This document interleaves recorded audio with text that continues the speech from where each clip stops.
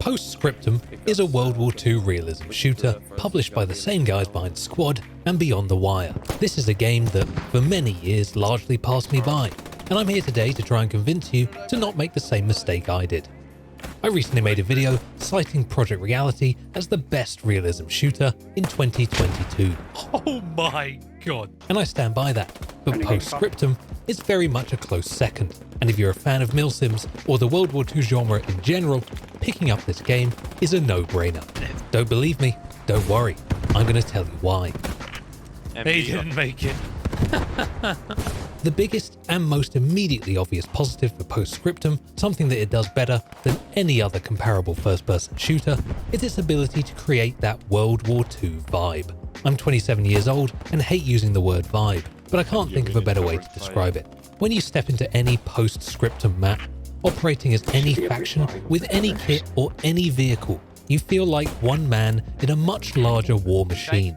As you inevitably charge enemy positions, smoke grenades all around, explosions going off above your head, your buddies getting mindlessly gunned down as your squad leader instructs you to keep running forwards, you can't help but feel like you've stumbled into a large and indiscriminate war.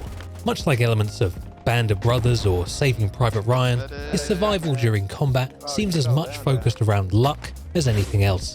As you vault a wall and your buddy 2 feet from you gets turned to dust by an enemy grenade while you get off scot-free, you feel the telltale soldier's guilt of that could have been me. Now of course, it's not all luck. With some smart movement and some squad communication, your odds of survival greatly increase. But there is always that ever-present feeling that you're just one poorly scouted corner away from being turned to Swiss cheese by an MG in a window.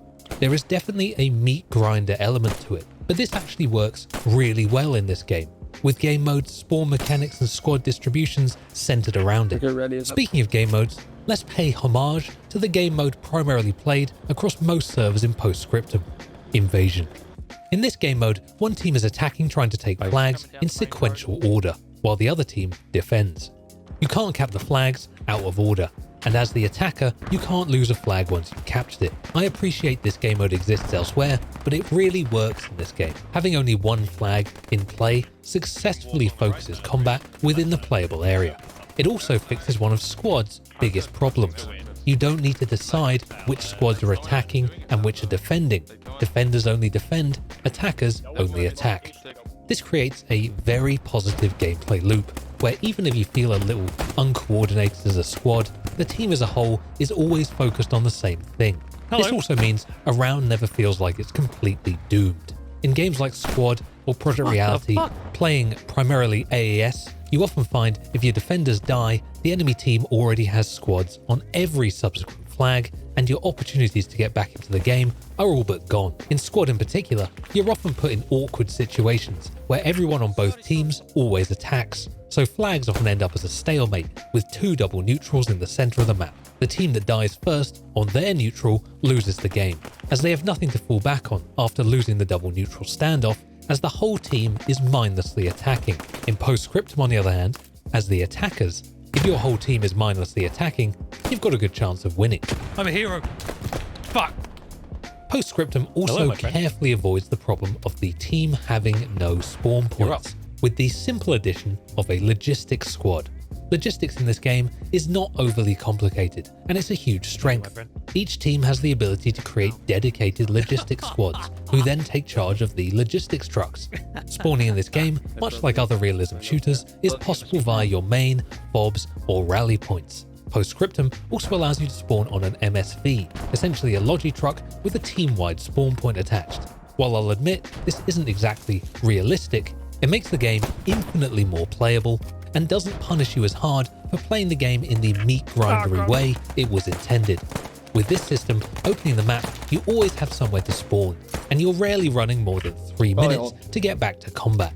You obviously shouldn't be going out of your way to die unnecessarily, but the game certainly remains playable even on the worst of teams, just due to the simplicity and additional logistics squad. Damn, he is gone.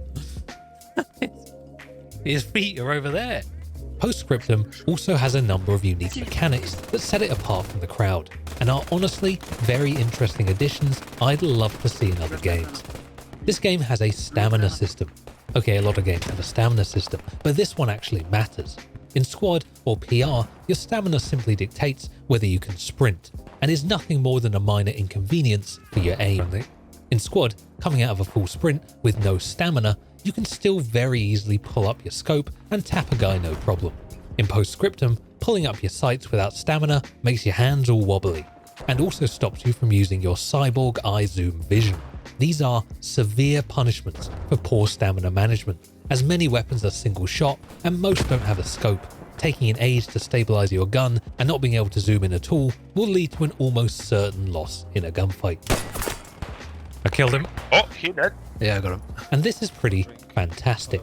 This is one of the few games that really punishes you for simply running and gunning around the map. You have to use at least a modicum of sense and not sprint round every corner with no stamina and expect to be out here quick scoping people. They also have the addition of the canteen, a limited supply drink you can swig to rapidly bring back a portion of your stamina. Two down. I choose to fill my canteen with vodka, but whatever steadies the nerves for you will work just fine. Drink up, my hearties, yo-ho. In this game, bushes slow you down. This is single-handedly the greatest mechanic I've ever seen in a realism shooter, and I'm being deadly serious. One of my biggest gripes with many realism shooters on foliage-heavy maps is people's tendency to sprint around dense forests through thick undergrowth without even breaking a sweat. This leads to very unfun gameplay where having the jump on a guy often means nothing if they've just sprinted into a line of bushes. The bushes in Post Scriptum are like quicksand and drastically slow your movements. This makes you completely rethink how you move within the environment and actually forces you to decide whether you'll be moving across any one environment slowly through the cover or quickly down open fields and designated paths. All of a sudden, the texture of the landscape becomes an integral part of the battle and can be used by experienced players to catch squads in bushy situations where they have likely opted to take an overgrown shortcut over the long way round. Batman just came out of this bush. Now, I am aware that a certain other World War II realism shooter, Hell Let Loose, does in fact exist. And I'm sure many in the comments will likely draw comparisons between these two games. Hell Let Loose certainly has more players, and although it feels slightly more arcadey, it does do well to capture a similar World War II vibe. Oh my god, I've just said it again. But as always, having more players doesn't mean the game is better. In Post Scriptum, I have found the community to be very inviting, with very few, if any, negative interactions and a lot of active microphone users who are all largely invested in winning the round. They spend the entire day seeding Post Scriptum. If you don't unlock your squad, I'm gonna start kicking you. Playing Hell Let Loose, your squad more often than not is completely silent, and the squad leader role is often more of a suggestion than a mantle to be taken up. There's an argument to be made that these games aren't necessarily trying to offer the same things, but personally, if I had to choose, I'd play Post Scriptum every time. This is a large topic and honestly needs its own video, but the short of it is, Hell Let Loose often feels like it's every man for himself, I got you, my friend. where the team and their functions across the battlefield fizzle away, and you're left with a very isolated solo experience that you just happen to be having with other isolated solo players. It looks and feels cool, don't get me wrong, and offers an exciting experience, but fails to grab me like Post Scriptum does. Damn. If you're in the market for either of these games, I strongly suggest giving Post Scriptum a go. Equally, if you've been on the fence about Post Scriptum, or were perhaps concerned about learning curves or how new players are treated, I can assure you that the game is pretty easy to pick up and also seems to have very few toxic individuals going out of their way to make new players' lives worse. I've tried to cover Post Scriptum as best I can here. I've opted not to discuss the further obvious positives like the gunplay, sound design, sheer magnitude of explosions, variety of classes, etc., as this video would go on forever, and so have instead tried to pick out some truly unique elements. If there's anything you think I missed, let me know in the comments. Equally, if you're a Hell Let Loose enthusiast, I'd be keen to know what you think is better about Hell Let Loose over this game. Other than that, all the best, and I hope to see you in the next one. Oh my god!